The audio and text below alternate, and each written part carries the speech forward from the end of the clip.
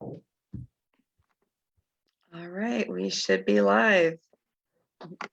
All right, good morning, everybody. So this morning is our South Florida Tech Podcast. We are a weekly show where we bring you the awesome, innovative people building our South Florida tech community. Each week, we'll introduce you to one of the Sunshine State's top tech leaders, learn about who they are, what they do, and have a little bit of fun conversation along the way. Our podcast is presented by South Florida Tech Hub, a nonprofit dedicating to building South Florida's tech hub. I'm your host, Nikki Caboose, the interim CEO of Tech Hub South Florida. And we have our co-host, Joanna McCullough, the CEO and co-founder of the WinCode Academy, now Brainstation. Hey everyone, super excited to be here and super excited to be building hashtag Miami Tech, South Florida Tech with all of you. Brainstation, of course, a global leader in digital skills training. Excited for the chat. Awesome. And quick sponsor message just before we get started with our guest this morning. So eMerge Americas. Each year, global enterprises, disruptive technology, and elite startups are highlighted at eMerge's premier tech event connecting the Americas.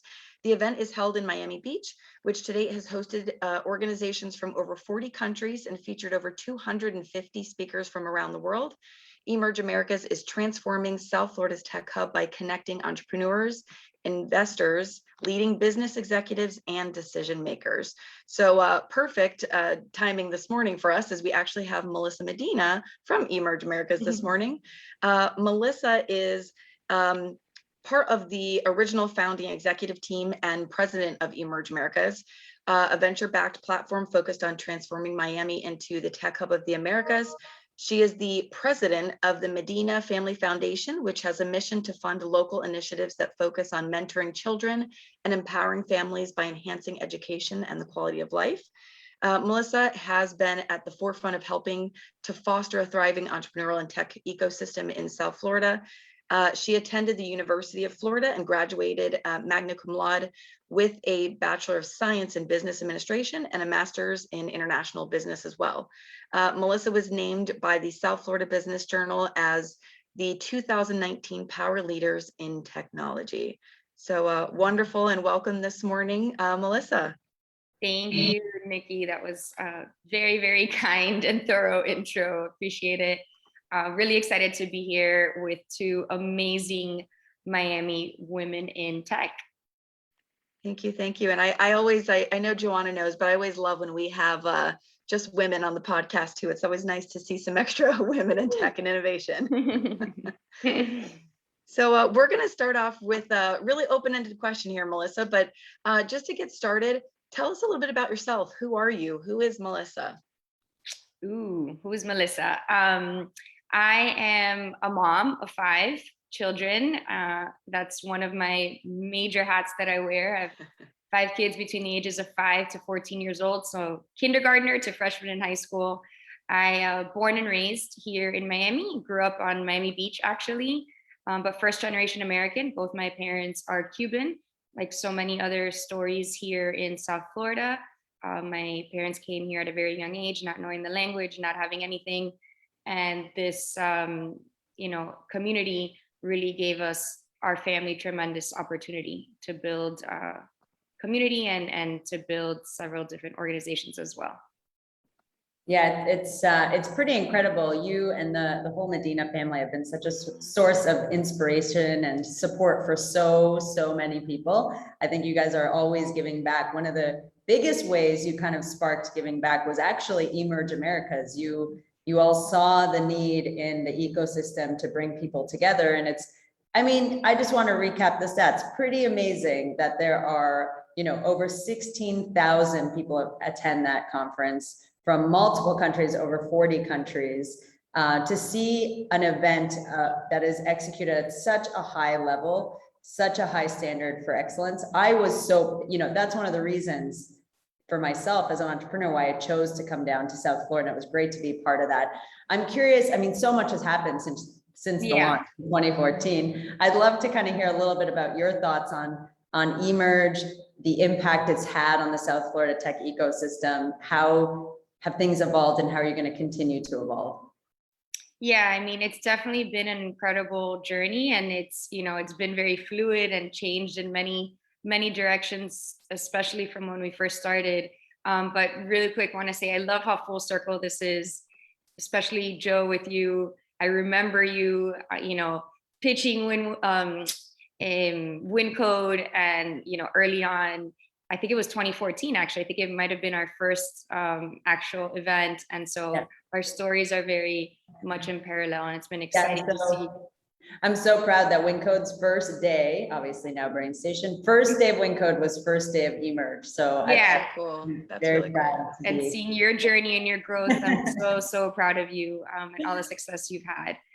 I guess, the journey started really back in 2011, maybe even before then, if you go back even further.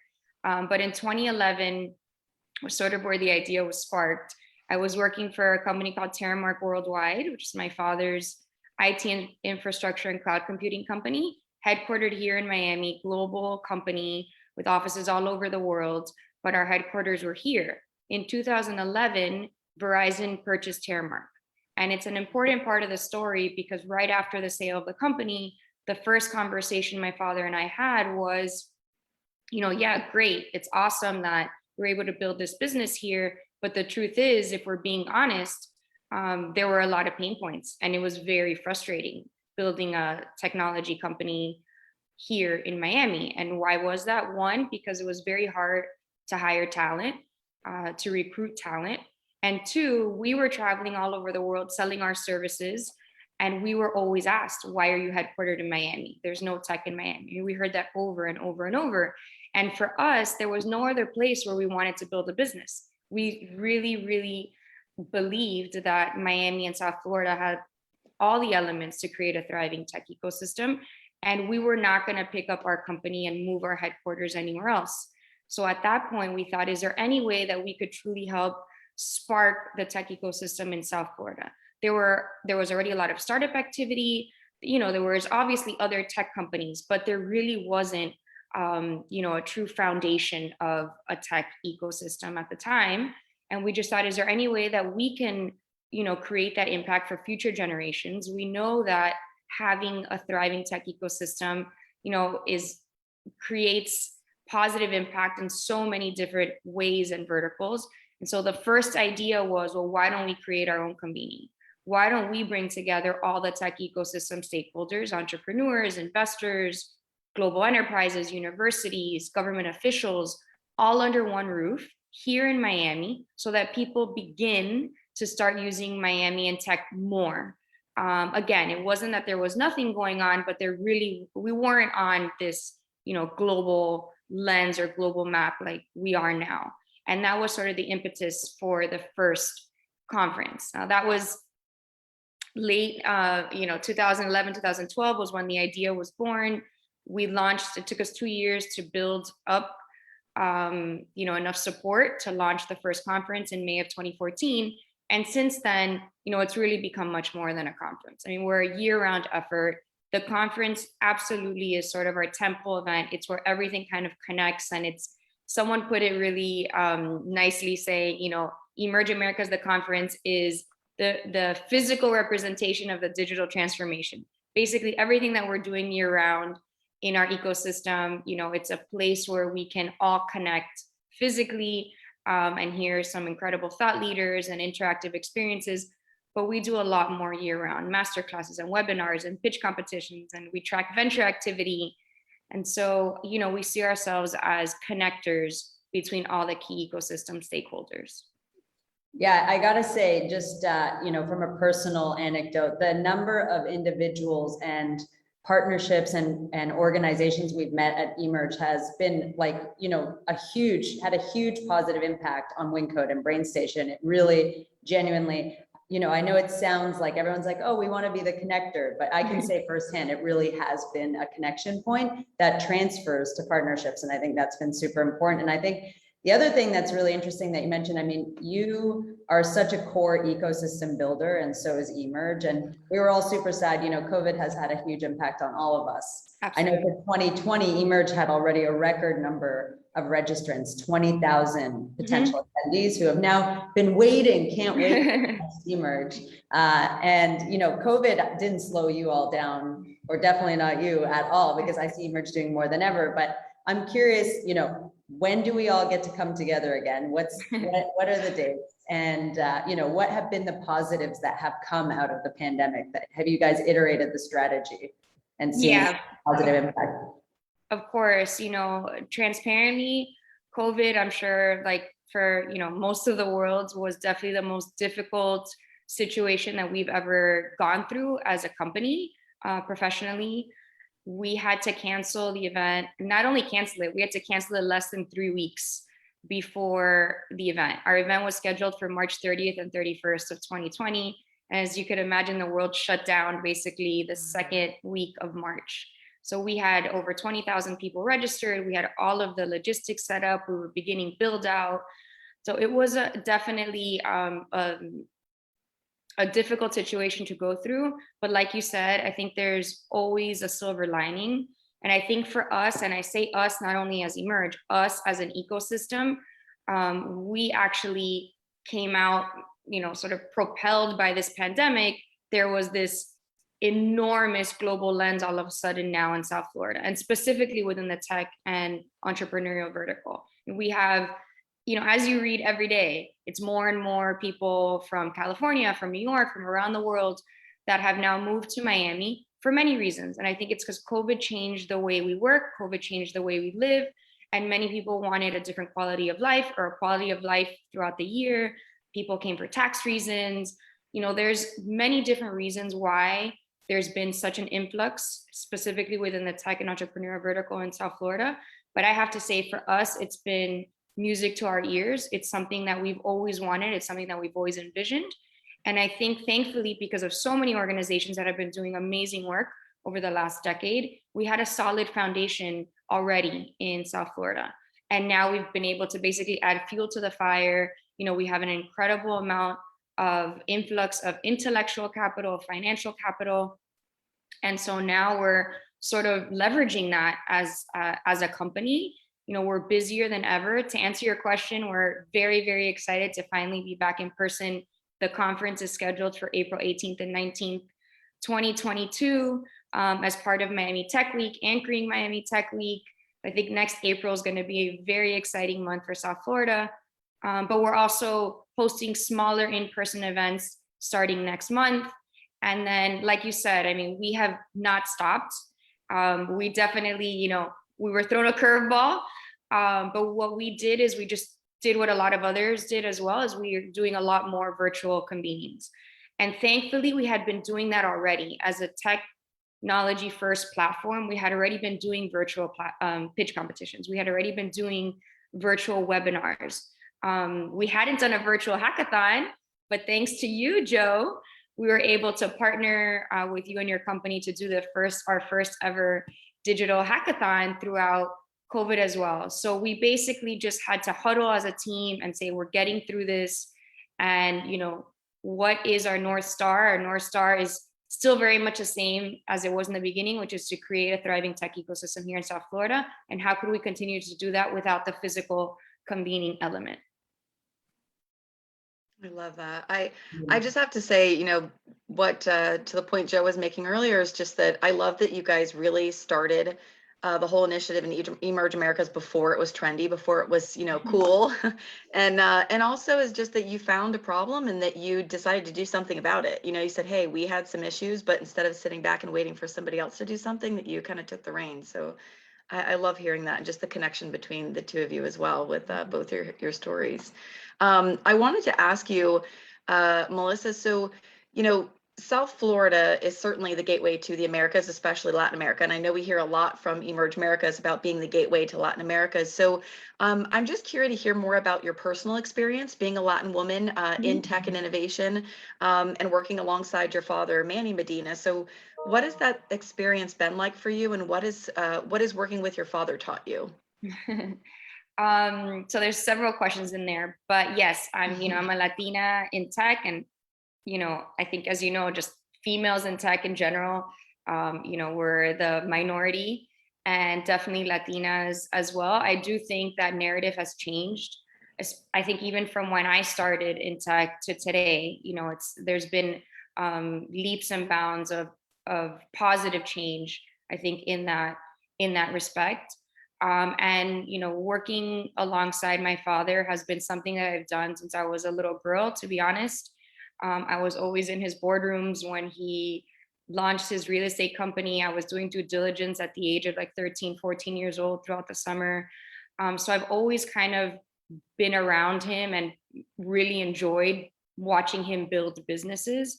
Working with him I guess in my early 20s, I started working with him in Terramark Worldwide. Same thing. I mean, I just always tried to be as much of a sponge as possible. And I think one thing that's been amazing about him, as as I've grown throughout my career as well, is he's not a micromanager by any means. He loves to hear ideas, and he respects me, he respects my opinions, he listens to me. And so it's been a great partnership, to be honest. And now, he runs several other businesses. We obviously still work together in many respects, but not day to day. But I can't thank him enough, to be honest, for everything that I've learned from him and his journey. I think specifically his personal journey, and just that's what drives me the most. I think in my fiber, in my DNA, his immigrant journey is part of who I am. And so seeing him build something from scratch and really with nothing has sort of really, really, been a part of me. And I think that's something that'll never leave me. And then as far as the gateway to Latin America, that's definitely for eMerge Americas. It's certainly one of our differentiators as far as the conference goes. There are global tech conferences, as we know, all over the world, but there really wasn't any, definitely not when we started, really focusing on that connection to Latin America. And as you said, geographically, Miami, South Florida is the gateway to Latin America for so many industries. And we definitely thought there was an opportunity, Latin America being an incredible emerging market with incredible talent, incredible entrepreneurs, incredible tech ideas, tech companies. We thought this could really help us in what we're building here in South Florida if we factor it into what we're doing. And it certainly still to this day plays a very, very important role in our mission. And that's connecting Latin America to the rest of the world through Miami, and vice versa. If there's companies that are looking to grow their efforts throughout Latin America, it's very difficult to grow your company in each country in LATAM. They're different worlds. Each country is a completely different world. And so if there's a way to connect all those leaders from Latin America here in Miami, it makes doing that a bit easier. Yeah, for sure. I can say you and Manny are very matched in your energy. There's no, it's an endless infinity loop of energy. And I actually saw him speak recently at the International Economic Forum. And I mean, it's pretty special. I think he would say almost the same things about you and the things he'd learned from you, and what a great partnership it's been. So it's really, really cool to hear that on both sides. So, I mentioned that you're a core builder of this ecosystem, which has been so valuable for everyone here. And much is currently being said about hashtag Miami Tech. I love it. I think I use hashtag Miami Tech on everything. It doesn't matter. It's like my kids' pictures, hashtag Miami Tech. Yeah, everything, right? So it's a pretty exciting time to be here. I mean, people migrating and moving to Florida for the host of reasons you mentioned earlier is not a new thing. But we were talking to someone yesterday who said one of the things that's newer is the people who are moving are actually also moving their companies down here and their families down here. And so, and I love, Mayor Francis Suarez has been a huge proponent of everything that is happening down here. I mean, he really lit the match. If anyone listening doesn't know about that, just, search the Twitter moment of how can we help you. Search December 4th, 2020. Yeah, which has been amazing, but I'd love to get your take on it. Where it's kind of there's a lot of momentum right now that we want to turn into a long-standing movement. You have been doing this for 10 years. So that is definitely not December 2020. No. So what's your take on, the current excitement around Miami Tech? Where do you think that it's going? Yeah, it's a great question. And I think like I mentioned earlier, there's definitely been a lot of organizations that have had, similar missions in mind, and that have come together, from Endeavor, obviously Knight Foundation. Without Knight Foundation, I don't think most of the organizations that are involved in this effort would be here today. You know, they quite literally wrote our first check to eMerge Americas. And I know that there's similar stories with Lab Miami and so many others, Refresh Miami, et cetera. So there has been sort of a group of organizations that have been like-minded for, like you said, close to a decade or even longer. I think what's happened now, to your point, is not only are people moving here, they're moving their families, they're building businesses, they're hiring locally, they're growing their teams. These are things that people don't do if they're here for the short term, in my opinion.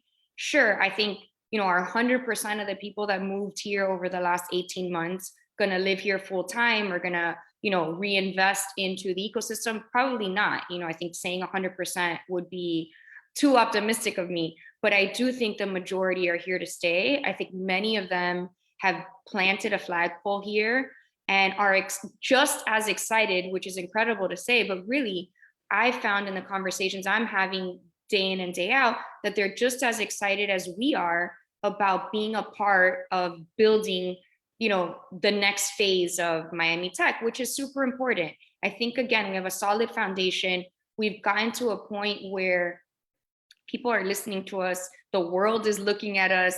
I think Miami has transformed into this global hub as well, not only under the technology umbrella, but we are a gateway, just an international gateway now. And this, you know, melting pot of diversity, multiculturalism, there's so many things that have happened over, you know, the last 18 months to 2 years that people are now cognizant of and that people are paying attention to. And I really do believe that Miami could be an example of, you know, how to build an amazing tech hub. And so, you know, to answer your question, I mean, we're extremely excited and bullish about this new wave, if you will, or newfound attention that's happening now in South Florida. And I think the fact that it's been almost 2 years now, really, which is incredible to think, but it's been almost 2 years, is telling. I don't think that this is something that's short term. I really do believe that this impact is now long term and that there's no kind of going back. Yeah, I have to agree. I think Miami is so unique in so many ways. It is naturally very diverse and international. And I just came from a trip to, you know, a tech hub in the Northeast. I don't want to like put on any other cities, but you know, it was so American. It was so like, you know, a picture perfect white picket fence version of America, very preppy. And I came back to Miami and I was like, wow, Miami is not America, but it is. I think that is so unique. You get everything, all the benefits of being a major US city, but with so much intersection from other countries and cultures. And I think that's really important. And I know we don't have time to talk about it, but one of the big things is, of course, is the opportunity to make it so unique involves, of course, making it different from others. Key point is like inclusivity, right? Yeah, absolutely. And I think that's something that I say all the time too, where people say, oh, are you trying to become Silicon Valley? Or are you trying to become Austin or Boston? And, you know, I always say we're not trying to compete with other tech hubs. We're trying to complement and we're trying to create something unique. Exactly what you just said. We have an opportunity right now to create something very inclusive, very different than other tech hubs. And it's not to say that, you know, those other tech hubs don't serve a purpose or, you know, they've done amazing jobs and we can learn from them as well. Of course, opportunities, challenges, the same way they can learn from us. I mean, nothing is perfect and there's still, I think, a lot that we can do as a community, as a tech hub, as we're building this together. But I really do believe that, you know, we're creating our own unique ecosystem and we can certainly learn from other ecosystems, but I don't think we need to replicate any in particular. Agreed, 100%. And I love this conversation that we're having right now just about diversity. I mean, I started out by saying I just love that we're 3 women right now, you know, working in tech and innovation. And I think that, like you said, Melissa, is that you really are, you and eMerge Americas have been one of the key organizations to really change this. And part of the diversity is women in tech. So, you know, my question really is like, You've assisted in the 2015 launch of the Women Innovation and Tech Group, or Summit, WIT. So can you talk about the mission of WIT and its impact on women in technology, what changes it's made?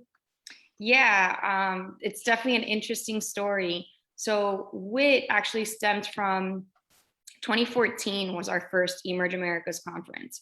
And for all intents and purposes, even from our own internal expectations, it went really well. I mean, we were hoping for 2,000 or 3,000 people. We had 5,000 people at our first event. You know, we had a lot more support than we thought we were going to have. Although we had pushback, a lot of pushback as well. Overall, it was a successful event. And it was successful enough that we didn't know if we were going to do it again going in. And as soon as we opened our doors, we thought, okay, we definitely are going to do this again. It's going to be annual. There's going to be much more than just a conference. But one thing we realized is that there was not enough women at our first event. I mean, whether it was through speakers, you know, attendees, et cetera. Like, how can we do something to change this? We don't want to be like every other tech event, which the majority are mostly men. And so how can we change that? And that's where the idea of creating a specific platform to showcase incredible women entrepreneurs, to inspire other women to get into innovative fields or into, you know, creating their own company, et cetera. That's where the idea of WIT was born. But interestingly enough, and which, by the way, completely changed our numbers. So we went from having around 15 or 16% women in our first conference, which, by the way, is still more than a lot of tech conferences, but we doubled it. We had over 34% once we launched WIT in year 2, and now it's almost equal, women and men, which is incredible. But the journey of WIT is interesting because now we don't even have a separate WIT summit anymore. It's part of who we are as a company, and it's part of every stage. It's part of everything we're doing. It's you know, across the board. You know, we're just thinking about it vertically, and horizontally across our company. And so that's sort of the story of WIT and how it's morphed into what we do every day. And you'll see at eMerge, the conference next year too, that there's going to be just women everywhere, which is how it should be. Yeah, I like it. love it. So awesome. So great to hear that, you know, those stats and how much it's grown. It's really incredible. It really is one of those examples of if you build it, they will come. And if you set an intention, you really bring things to life. So kudos to you. That's awesome. All right. I know we're almost up for time here, and Nikki and I would love to end these with a little rapid fire. So to kick that off, what is your favorite Miami restaurant? Where are we all going to go eat? Planta in Coconut Grove. I'm vegan, so is my husband. And so we're there a lot. I mean, that's basically like lunch and dinner many times a week. Love it. Cafecito or latte? Latte with Joy almond milk. I love it. Joy, if you all don't know, Tony Jimenez, amazing company. Check it out. Add joy to your life. I love everything about it. What is your hidden talent? So I'm a pretty extensive scuba diver, which I think many people would not know. I've dove the Blue Hole, which is off of Belize, which is like over 100 feet down. And I was born in the ocean, snorkeling, scuba diving. And so it's something that I love. Love that. That's amazing. And if someone were to play you in a movie, who would it be? Oh, wow. Yeah, that's a hard one. I don't think she looks anything like me, but I just love her as an actress. I love Elizabeth Moss. And so, you know, that would be one just because I love her acting skills. Oh, and another one actually is one of my dear friends is an actress named Yara Martinez, and she's Latina. We have similar complexion. She was in Jane the Virgin, and she's done many, many, many shows. So I would maybe ask her. Amazing. I love that. Okay. And do you have a motto or a quote that you live by that you keep going to for inspiration? Yeah, all the time. And that is by the late Steve Jobs, which is paraphrased, but the people who are crazy enough to change the world are the ones who do.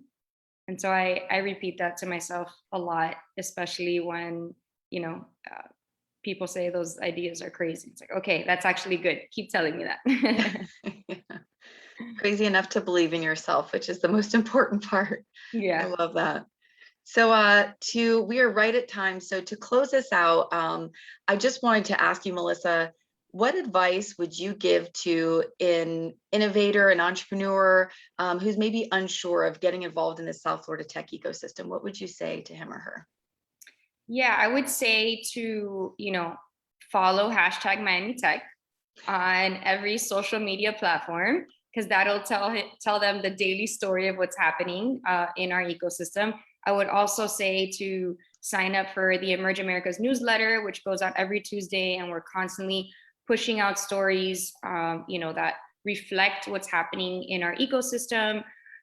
South Florida Tech Hub, of course, follow you guys. Refresh Miami is always putting out incredible stories and news just to plug in as much as possible digitally.